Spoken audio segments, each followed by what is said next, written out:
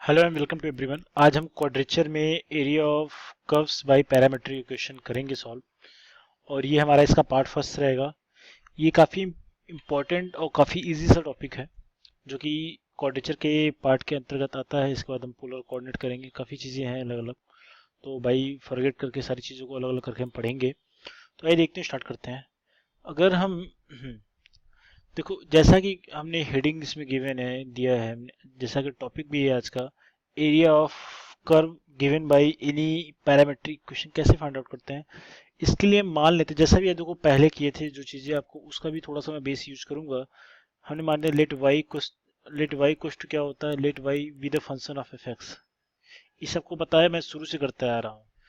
Late y with the function of f x, ये मैं शुरू से करता आ रहा हूँ, ये चीज़ आपको पता होगी, मैं लिख दे रहा हूँ यहाँ पे, ठीक है।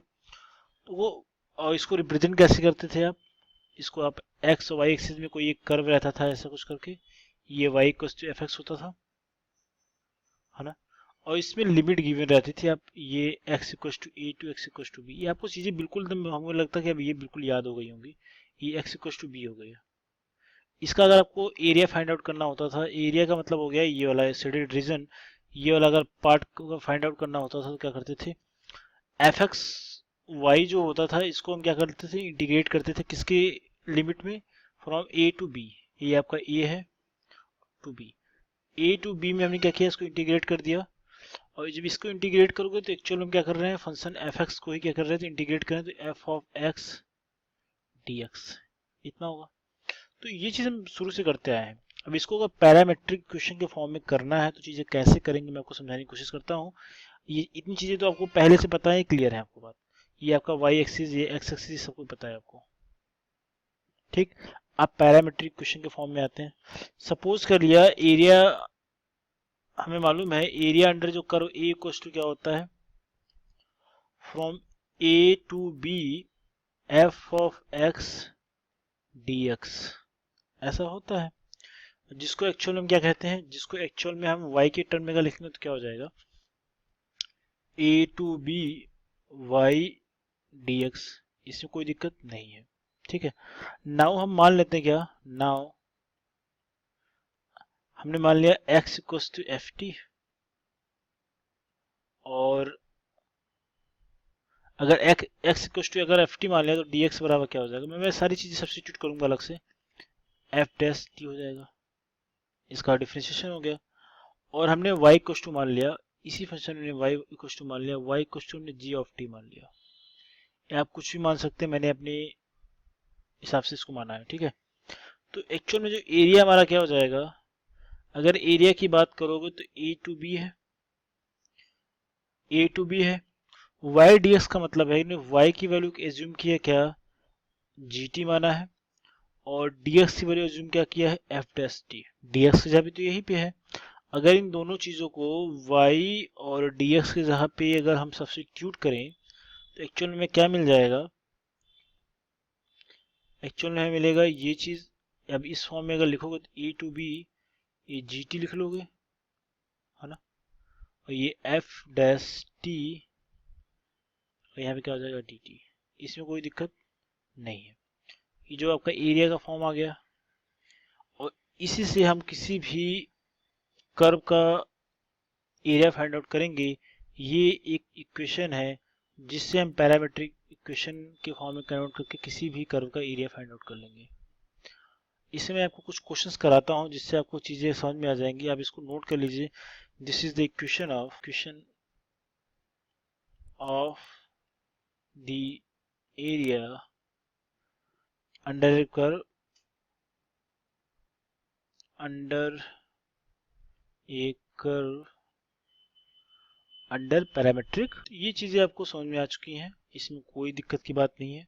इसमें आपको एक क्वेश्चंस कराता हूं जिससे आपको ये सारी चीजें जो मैंने आपको ज्यूम कराया, देखो मैं क्वेश्चन जो कराऊंगा उसको दो तरीके से कराऊंगा, जिससे आपका ये पैरामेट्रिक क्वेश्चन का जो तरीका है ना, बिल्कुल बेसिक और एडवांस जो जो तरीके बताऊंगा दोनों से क्लियर हो जाए। पहले मैं इस क्वेश्चन को करूंगा। अगर हमने सपोज कर लिया आपको एरिया फाइंड आउट करना है क्वेश्चन में, x x equal to t square, आपको ऐसे कर्व दिए रहेंगे, दिए रहते हैं क्वेश्चन में, आपको मालूम भी है। Y equal to four t square minus t power four, और जो टी की वैल्यू कहाँ से कहाँ तक है, टी की वैल्यू है 0 से 2 तक, ऐसा कुछ है। ठीक है, तो ये टी, एक्स और वाई। अब देखिए कैसे हम चीज़ों को करते हैं। हमें मालूम है कोई भी अगर हमें ग्राफ रिप्रेजेंट करना है, कोई भी रिप्रेजेंट करना है, तो हमें उसके इंटरसेक्शन पॉइंट चाहिए। अब देखो इस वाले कुछ क्वेश्चन में देखिए, अगर आप, अगर बेसिक अगर मैं बात करूं आपसे, अगर यहाँ पे x इक्वल टू अगर मैं जीरो ले लेता हूँ, अगर x इक्वल टू अगर आप जीरो लोगे तो t की वैल्यू क्या आ जाएगी, जीरो। अगर आप t की वैल्यू जीरो रख रहे हो, है ना, t की जब वैल्यू जीरो रखोगे तो ये वाला फंक्शन जीरो, ये वाली वैल्यू जीरो, तो क्या हो जाएगा, तीनों जीरो हो जाएंगे। x y z जीरो रहने पे तीनों जीरो हो जाते हैं। ठीक है, अगर अब x इक्वल टू वन लिया जाए, अगर मैं x इक्वल टू वन लेता हूँ, तो x इक्वल टू वन लेने का मतलब क्या हो जाएगा, t की वैल्यू भी क्या आ जाएगी, t की वैल्यू भी वन आ जाएगी, क्योंकि x इक्वल टू क्या है, टी स्क्वायर। अगर x की वैल्यू वन लोगे तो वन का अंडर रूट क्या हो जाएगा, वन ही होगा, है ना। अब t की वैल्यू अगर वन आ गई तो वन माइनस वन करो कितना हो जाएगा, तो y इक्वल टू है 4t square minus t power 4। t की वैल्यू वन रखोगे तो y की वैल्यू कितनी मिलेगी, थ्री मिलेगी, है ना। तो इसको हमने थ्री कर दिया। अब ये चीज़ अभी आपको समझ में आ जाएगा मैं एक्चुअल में ये सब क्या निकाल रहा हूँ। और x की वैल्यू अगर मैं टू लेता हूँ, अगर x की वैल्यू टू लिया जाए तो क्या हो जाएगा, अब x की वैल्यू टू लोगे तो t की वैल्यू कितनी आ जाएगी, रूट टू आ जाएगी। अगर इसमें इस क्वेश्चन में देखिए टी स्क्वायर बराबर अगर टू है, अगर यहाँ पे x की वैल्यू टू लोगे तो टी स्क्वायर बराबर क्या आ जाएगा, टी स्क्वायर बराबर टू। अब टी स्क्वायर की वैल्यू अगर यहाँ पे रखोगे तो क्या हो जाएगा, ध्यान से देखिए, तो y की वैल्यू अगर निकालना हो तो क्या हो जाएगा, four t square minus t power four है। टी स्क्वायर का मतलब क्या है, फोर इंटू टी स्क्वायर की वैल्यू टू है, माइनस टी स्क्वायर की वैल्यू टू, तो टी पावर फोर की वैल्यू क्या हो जाएगी, फोर हो जाएगी। एट माइनस फोर करोगे तो क्या हो जाएगी, वाई की वैल्यू फोर हो जाएगी। तो वाई की वैल्यू कितनी आ गई, फोर। तो वाई की वैल्यू फोर। एक एक पार्ट और ले लेते हैं, थ्री। अगर एक्स की वैल्यू अगर थ्री लेता हूँ तो वाई की वैल्यू क्या आ जाएगी, रूट थ्री, इसी तरीके से। और इसकी वैल्यू कितनी आ जाएगी, थ्री आ जाएगी। इसी तरीके से फोर लोगे तो क्या हो जाएगा, फोर ले जाओगे तो रूट टू करोगे तो क्या हो जाएगा, रूट फोर करोगे तो टू हो जाएगा। और y की वैल्यू कितनी आ जाएगी, आप y की वैल्यू को रखोगे तो क्या हो जाएगा, टी स्क्वायर की स्क्वायर की वैल्यू फोर, फोर फोर या सिक्सटीन, और टू के पावर फोर करोगे सिक्सटीन, सिक्सटीन माइनस सिक्सटीन करोगे तो जीरो आ जाएगा। हमें ये पॉइंट्स पता लग गए। अब देखिए, अब इसका पैरामीट्रिक फॉर्म कैसे हम ड्रॉ करेंगे, देखिए ठीक है। अब देखिए मैं चीज़ों को ड्रॉ कर लेता हूँ। ये हमारा सेंटर है, वन लिया, ये टू लिया, ये थ्री लिया, और ये फोर लिया। ठीक, इसी तरीके से वन लिया, टू लिया, थ्री लिया, फोर लिया। ठीक, ये चार चीजें ले ली। अब देखिए अब प्लॉट कैसे करेंगे, हमें पता है जब, हाँ, इस चीज को थोड़ा सा एक बार देख लेते हैं। देखो x बराबर जीरो पे टी जीरो वाई जीरो, तो मतलब कहाँ से स्टार्टिंग होगा, ये वाला पॉइंट यहाँ पे हमारा। ठीक, हाँ, जब देखिए यहाँ पे x की वैल्यू वन है तो y की वैल्यू क्या है, थ्री है। x की वैल्यू मतलब ये वाला पॉइंट वन है तो y की वैल्यू क्या है, वन टू थ्री, तो ये वाली वैल्यू क्या है, थ्री है यहाँ पे। और जब x की वैल्यू टू है, y की वैल्यू क्या है, फोर है। तो x की वैल्यू x एक्सिस, ये x एक्सिस है आपका, x की वैल्यू जब टू है तो y की वैल्यू कितनी है, फोर। फोर कहाँ पे, ये यहाँ पे कुछ ऐसा दिख रहा है। अब देखिए जब x की वैल्यू थ्री है तो y की वैल्यू भी क्या है, थ्री है। ठीक है, x की वैल्यू जब थ्री लोगे तो y की वैल्यू क्या हो जाएगी, थ्री का मतलब ये यहाँ पे कुछ आएगा ऐसा, है ना। और जब x की वैल्यू फोर लोगे तो y की वैल्यू क्या आ रही है, जीरो आ रही है। जब x की वैल्यू आप यहाँ पे फोर ले रहे हैं, ये वैल्यू, तो y की वैल्यू जीरो का मतलब ये पॉइंट यहीं पर रहेगा। अगर अब इसको आपस में मिलाया जाए, अब ध्यान से देखिए, जब आपस में इसको जब मिलाएंगे तो कैसा कर बनना चाहिए, आप लोग खुद से देखिए और बताइए क्या हो जाएगा। ये जब इसको मिलाएंगे तो क्या हो जाएगा, कुछ कर्व ऐसा बनेगा, ऐसा कर्व बनेगा। और एक्चुअल में हम फाइंड आउट क्या कर रहे हैं, एक्चुअल में हम फाइंड आउट करें ये वाला एरिया, ये वाला एरिया। हमें एरिया तो इसी का फाइंड आउट करना है, क्योंकि जो हमने पैरामेट्रिक इक्वेशन जनरेट किया है इसी के लिए है, तो हमें इसी का एरिया फाइंड आउट करना था। एक्चुअल में ये चीज़ मैं इसी के बारे में बता रहा हूँ आपको, इसी का एरिया फाइंड आउट करना है इस पैरामेट्रिक फॉर्म में। ठीक, अब कैसे करते हैं अभी देख लेते हैं, क्योंकि हमने इसका एरिया फाइंड आउट करने का तरीका बता दिया। अब देखिए यहाँ पे x की वैल्यू यहाँ पे क्या है 0 है, और x की वैल्यू यहाँ पे क्या है 4 है। स्टार्टिंग और फाइनल वैल्यू क्या है 0 to 4 है, तो मतलब ये हमारे लिमिट्स हो जाएंगे। ठीक है, अब करते हैं क्वेश्चन को। ठीक है, अब ये हमारा फाइनल ग्राफ है। अब क्वेश्चन करेंगे तो क्या हो जाएगा, हमें मालूम है एरिया क्या होता है। हमें एक एरिया के लिए हमने अभी जस्ट एक फंक्शन आपको ड्राइव करके दिखाया था फ्रॉम अल्फा टू बीटा, और ये आपका था g of t f dash t dt। ये चीज़ मैंने अभी कुछ देर पहले ड्राइव करके आपको दिखाया है। इसी की हेल्प से मैं एरिया फाइंड आउट करूंगा जो कि पैरामेट्रिक फॉर्म में रहेगा। अब देखिए f of t equals to t square given है, क्वेश्चन में दिया है f of t equals to क्या है t square, and gt equals to क्या गिवन है जो y एक्सिस पे है, gt इक्वल्स टू दिया है 4t square minus t power 4, ये है। अब इसको सॉल्व किया जाएगा तो f डैश t पहले निकाले, f ऑफ x है सॉरी, ठीक है।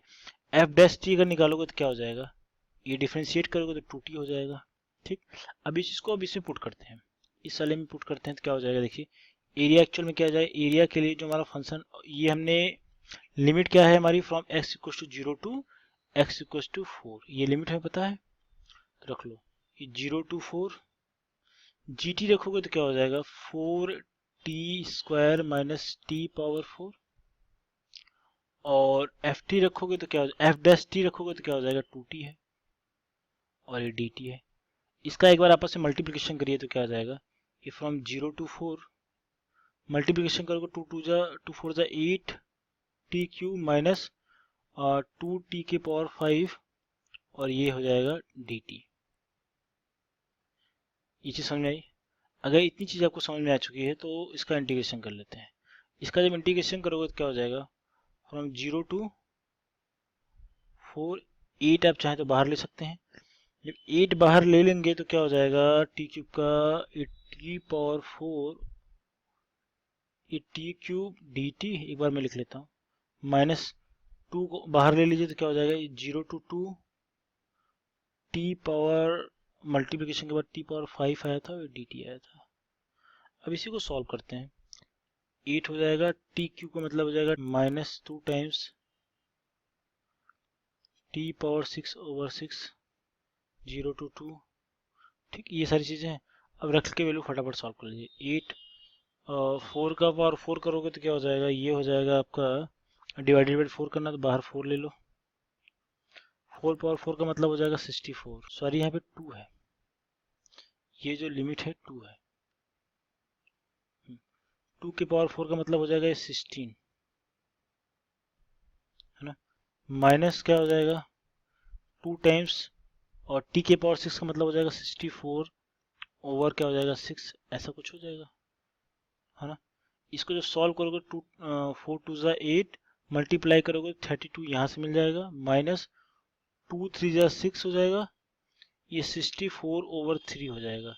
अब इसको सॉल्व किया जाएगा तो ये क्या हो जाएगा एक्चुअल में, ये 32 माइनस 64 ओवर 3, जब इसको सॉल्व करके लिखोगे तो क्या हो जाएगा, ये आ जाएगा आपका 96 माइनस 64 ओवर 3, जो कि आपका आ जाएगा 32/3 स्क्वायर यूनिट।